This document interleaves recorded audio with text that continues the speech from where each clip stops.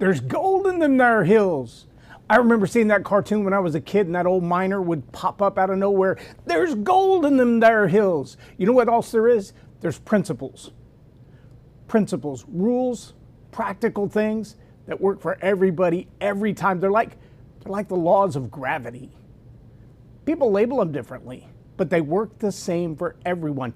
That's what I want to talk about in this episode of Leading Leaders. You're going to want to take some notes.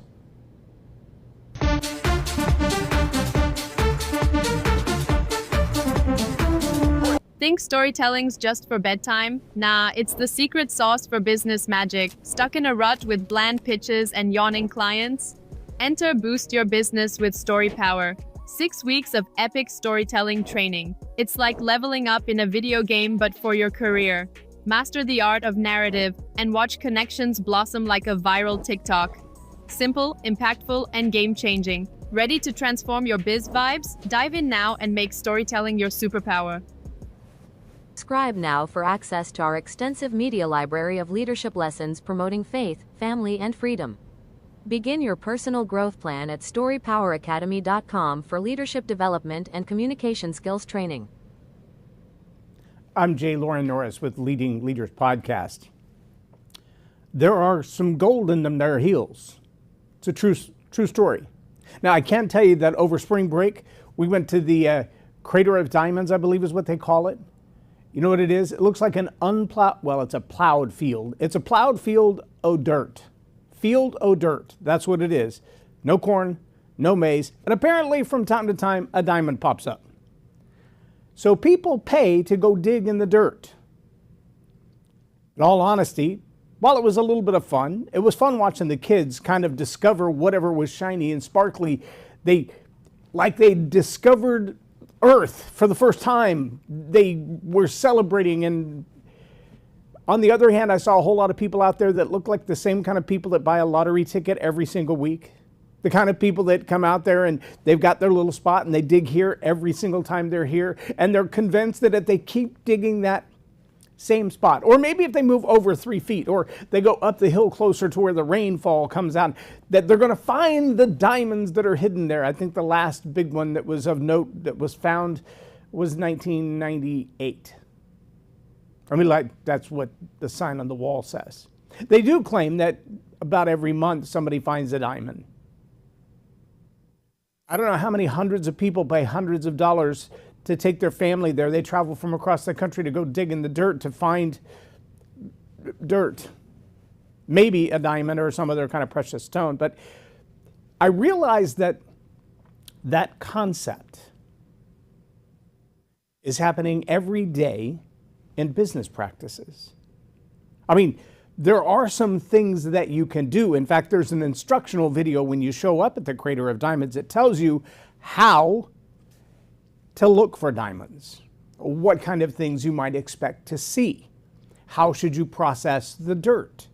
Now, there are a lot of people that just sit out there with a shovel and they scoop up some dirt and they turn it over.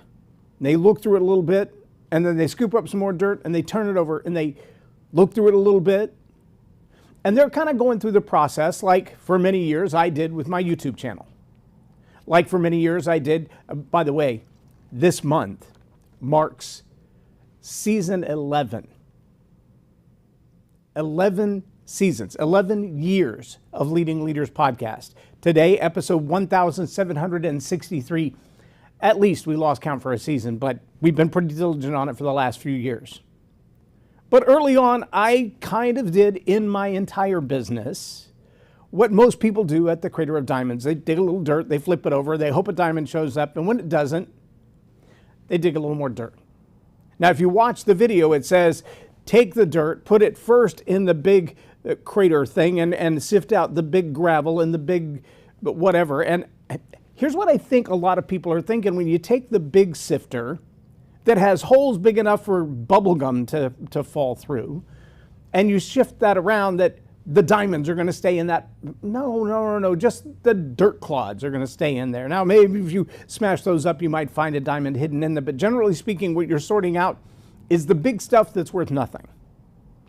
And you should toss that. And then there's a smaller one that has little tiny holes in it, like a window screen. And you should sift that one. And honestly, This is where the sand and the dirt and the silt falls through.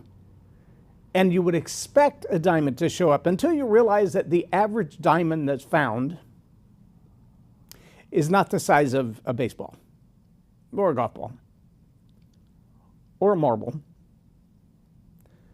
but a BB or smaller. Now, you tell me, if you put 5 shovels of dirt in a bucket, if you could find a BB, much less a diamond. However, for people who feel like I'm going to build my business around YouTube, that's pretty much what they're doing. They're looking for a diamond and a bucket of dirt. Oh, I got a jar of dirt. No. They're going to be working, they're going to be sifting, they're going to be processing for a long time. But here's what I found. I found that there are principles in this process. And these principles, they get labeled by different people different ways, different nomenclature, different expressions, basically all saying the same thing. Now, here's what I didn't realize until just recently. I've been saying the same kind of stuff for at least a dozen years. I've been saying the same kind of stuff that I'm hearing other people say with a little different intention, a little different vernacular, a little different even direction. And here's where I think you might want to take some notes, because you may have heard some of these other cross-reference points. There's a guy by the name of Sabri Subi. Sabri Subi. You can look him up on YouTube. You'll find a whole lot of stuff. He's running some big ad campaigns on Facebook right now, so you'll probably see his stuff out there. It's usually labeled under King Kong Co. That's his business name. Apparently, an ad agency or a promotions agency that has brought $7.8 million, I think is what maybe it was $1 billion, into the companies that he represents.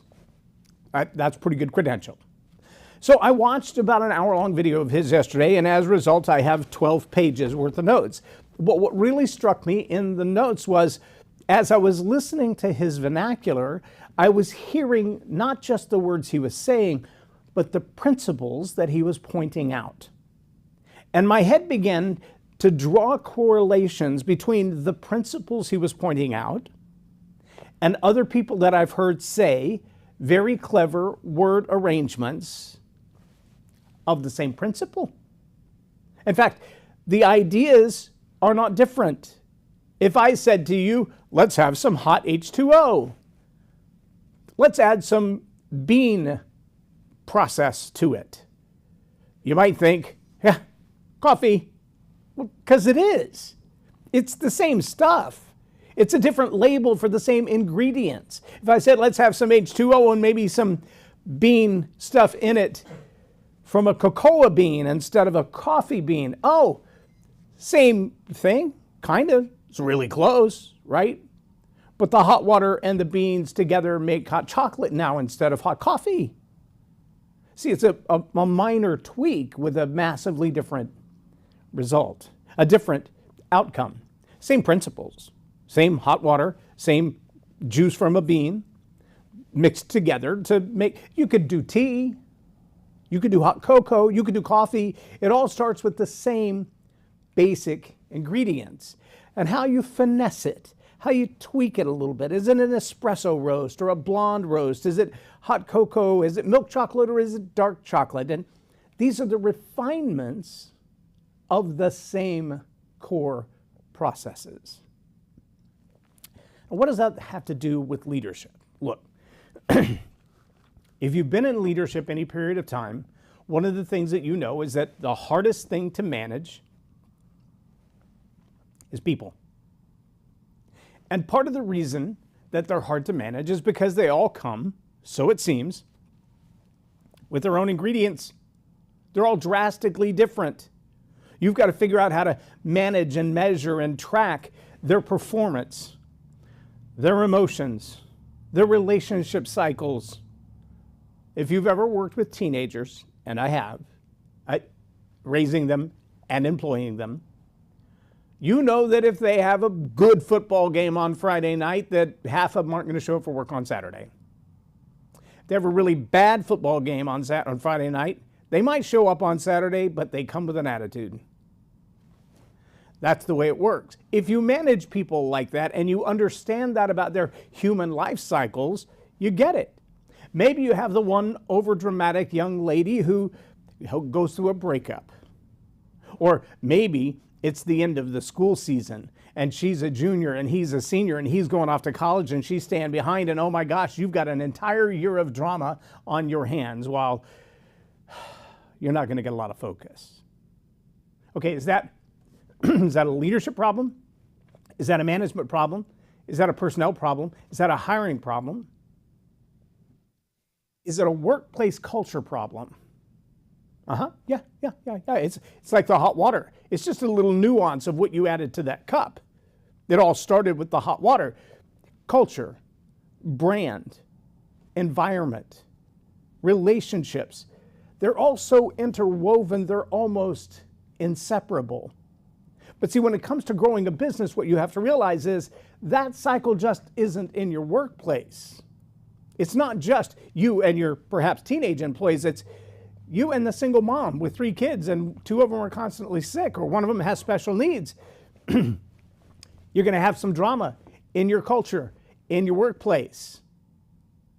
And here's where the real challenge starts. If you haven't decided before that moment of dealing with humans what your core values are, the way you react to them in your own closed environment is going to be different than if you deal with them moment by moment. If you only deal with the drama as it arises, and you don't have some just straight up, these are our plans, these are our policies, this is how we're going to face this, this is what we're going to do in these moments, we have allowances for this.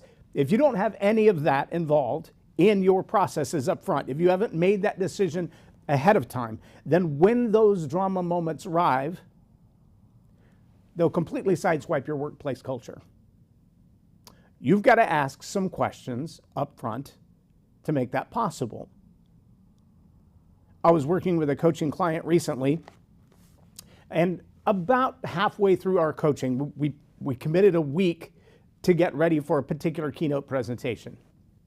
And about halfway through our working together, maybe 3 hours in, they said, I got no stories. And then they recalled a story, and it kind of almost brought tears to their eyes. And they told the story of an employee who was about to get fired. And even though this person had just been promoted to a leadership position where they had to make the final decision on whether this person kept their job or not, HR showed up, the manager showed up, the supervisor showed up, and they showed up to this new executive and said, we need to get rid of this person, and here's why, here's our case, we just need to just sign on the paperwork. And this new executive looked at the paperwork and said, well, slowly roll just a moment, I need to understand what it is I'm doing before I change somebody's future. And so started reading through and then asked one question. One question based on a little bit of observation. One question that any one of the other people could have asked. See, there was a repeated offense. The offense was not coming to work, calling in sick on a particular day, on a regular basis, over an extended period of time.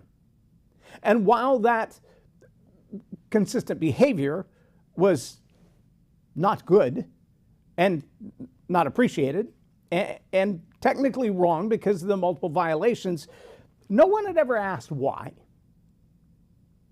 Not the supervisor, not their manager, not the department head, not HR. Nobody ever asked, why are you missing on this day? And when the new executive asked the question, you mind if I ask, why are you missing on that day? I mean, it strikes me, because this was back in the day of paper paychecks, that if you don't come on that day, you don't get your paycheck. Of all the days that you would skip, why would you skip that day?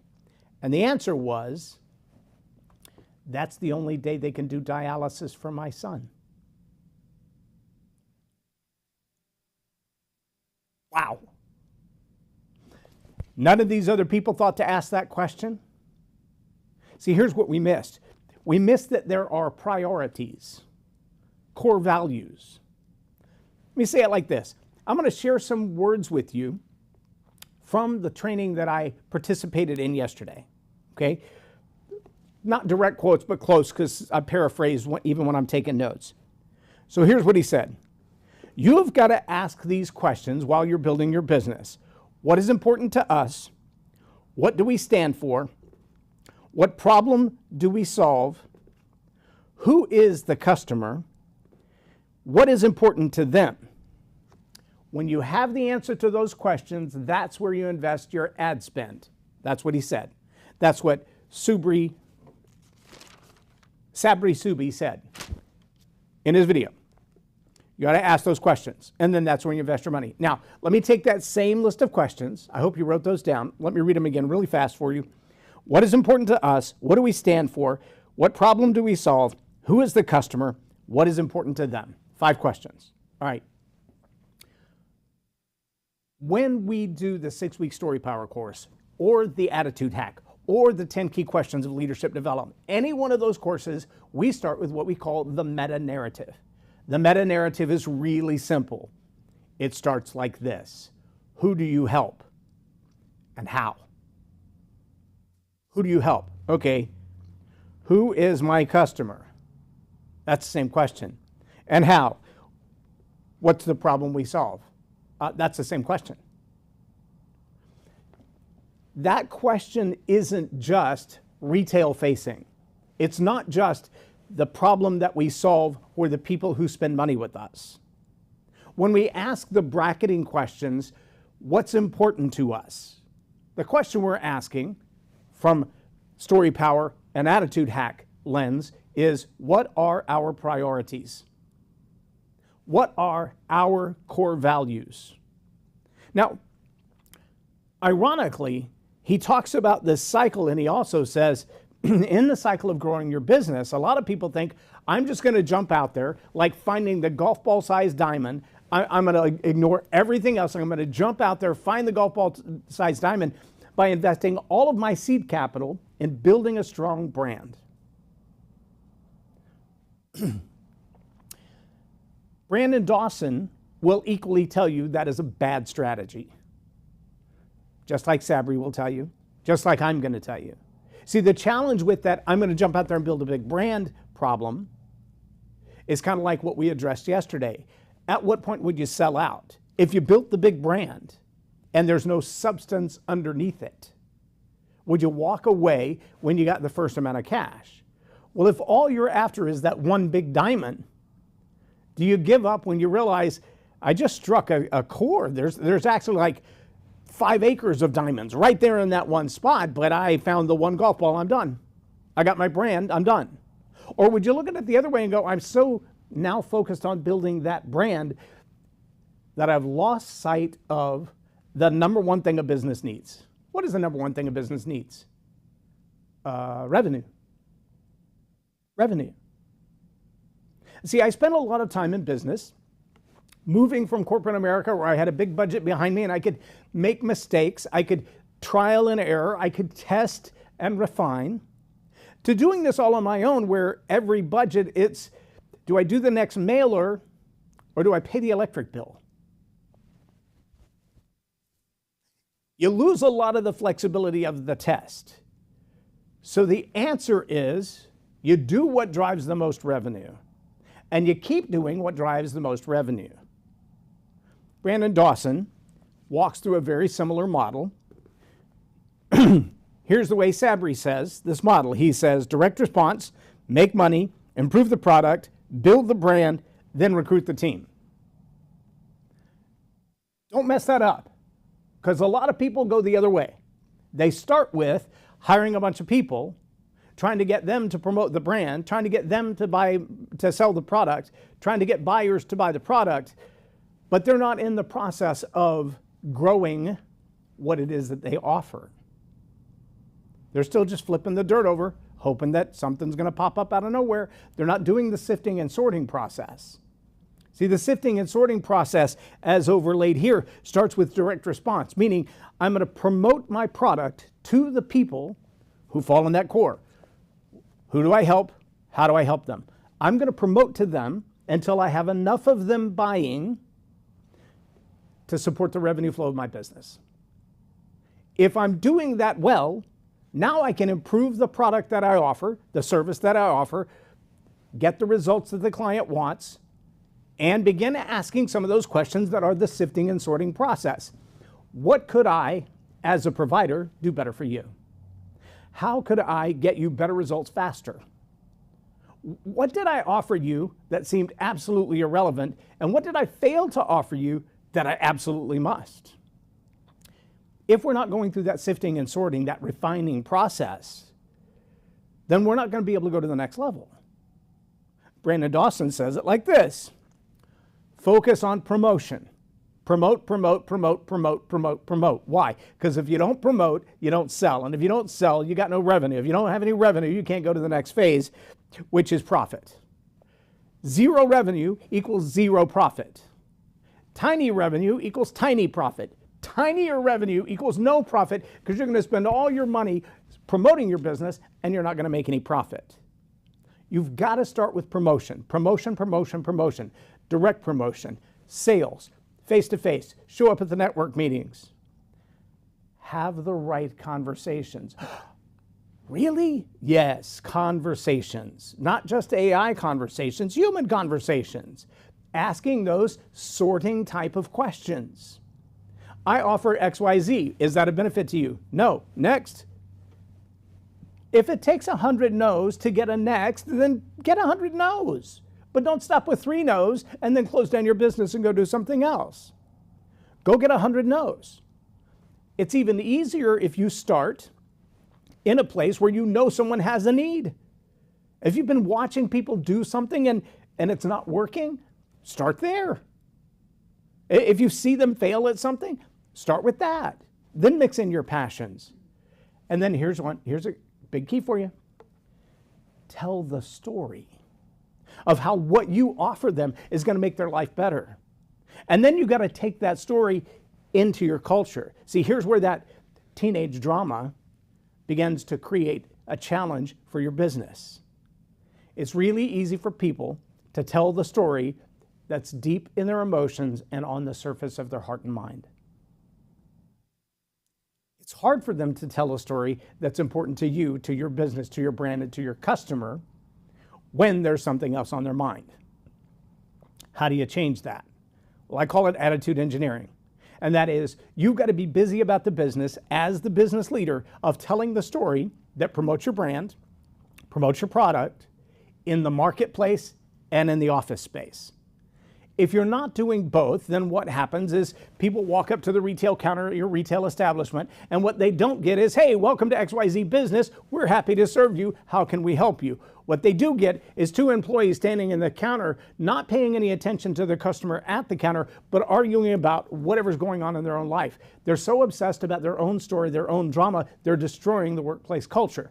And by extension, that culture is now bleeding over into the customer experience, who's going to walk out the door, and what they're not going to say is, that was the best sandwich I ever had, best cup of coffee I ever had. They had exactly the tool that I needed. They knew exactly what part I needed to replace. None of that happens. Here's what happens. They walk out the door and they go, I stood there for 5 minutes. Felt like 45 minutes before they even acknowledged me. I mean, I know all about her cycle now and how her boyfriend already moved off to college and who this new hot guy is that lives down the street. I got all that information, and my headlights still don't work. That's what happens when the story that you're telling as the leader isn't so perpetuated into the workplace that it becomes the brand story. When the brand story, when the conversation, when the workplace culture is so saturated with the story of what's important to us, our core values, our principles, our priorities. What's important to our customer? When that's the story that they're telling, things begin to shift. Now a customer walks in, they have a great experience, they get what they came for, and they walk out the door, and guess what they do? They tell everybody else your story. The story that you intentionally crafted for the purpose of building your business. Promotion. Promote, promote, promote, promote, promote. It starts in the conversation the leader is having in the boardroom, the conversation the leader is having in the staff training, the conversation the leader is having behind the counter with the employees before the customer walks in the door, with the conversation the leader is having in the marketplace when networking or advertising or marketing. That conversation, the story you tell about your business, that's your number one promotion tool. Now, Brandon Dawson says there's 4 phases of growing your business: promote, profit, people, and process. Most people get those out of order. I got them out of order. I was looking for the right processes, the right systems, the right back office, I've got to invest in this, I've got to subscribe to this, I've got to have this kind of tool and that kind of download. And you know what? The truth is, with a piece of paper, I can track sales. I called Tom on Tuesday. We spoke for 3 minutes. Did not lead to a sale. His questions were, my answers were, oops, that's an open loop.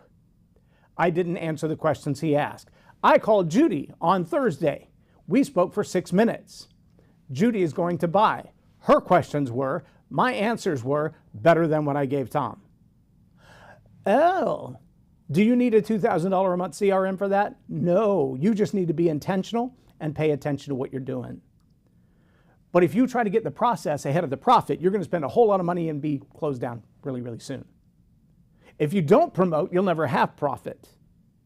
And if you don't build the right people with the right story and the right brand and the right culture into your business from the grassroots of your business, it will be irrelevant to have a $2,000 a month subscription for the right process.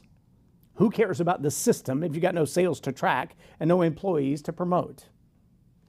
I'm just saying. Look, I just want you to understand that the 12 pages of notes that I took yesterday, the 20 years that I've been researching leadership and communication skills, the years that I've been an entrepreneur and a business leader and a manager for other people, the years that I was in the military, all of the things that I've done, it all seems to come back to one core element, and that is story. It's not just the skill set of telling a story. That's an important skill set. It's the discipline necessary to sort out all of the dirt clods, all of the sand, all of the gravel, all of the fool's gold, all of the other fake stuff around until you get to the precious stones, to the gems. And then you need to understand that most of those are not going to be golf ball size. It happens. But most of them are going to be the size of a BB. And you're going to build wealth. You're going to build your business by promoting until you have profit. And that profit is probably going to look like BB-sized diamonds. I hope there's not BB-sized demons in your business. BB-sized diamonds in your business, one little nugget of success at a time, until you have enough to make a beautiful ring, a diamond plate setting, whatever you're going to build out of it. It's probably not going to happen overnight. It's probably not going to happen in one place, but it is going to happen when you sift through the stories of your life and find the ones that express your priorities, that match the priorities of your customer, that help bring those things together so they can resonate. Because when people resonate with your organic stories, with the nature of who you are and the business that you offer, that's when they find the help they're looking for. That's when you become their best friend. And the brand element comes from that. It's the biochemistry reaction.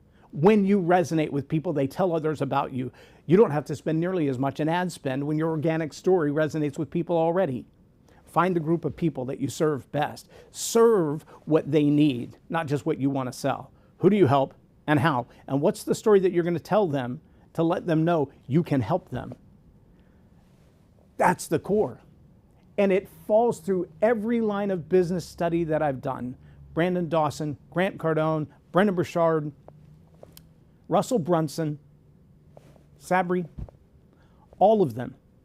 They got different languages for it, but the truth is still the same. You're going to start with the story of how you help them. And you're going to end with the brand reputation of having served them well. And if you don't get that part right, you're going to spend a whole lot of money and get nowhere. Sorting the dirt, looking for golf balls, and they're not in there. That's my story. and I'm sticking to it. I'm Loren Norris with Leading Leaders Podcast for Tell It Like It Is TV. Have a blessed day. There is a retreat coming up that I want you to know about. It's called the StoryPower Academy Retreat. This StoryPower Retreat is about focusing on your communication skills, taking them to the next level. Discover, develop, draft, deploy, and deliver some of the best stories you've ever learned. You're going to listen, create, connect, relax, and reflect around this beautiful lake scene in Granbury, Texas. It's a chance to rejuvenate and refresh and start over with some of the best training you can possibly imagine around storytelling, leadership, and communication. Join us, get away, and relax. Subscribe now for access to our extensive media library of leadership lessons promoting faith, family, and freedom. Begin your personal growth plan at StoryPowerAcademy.com.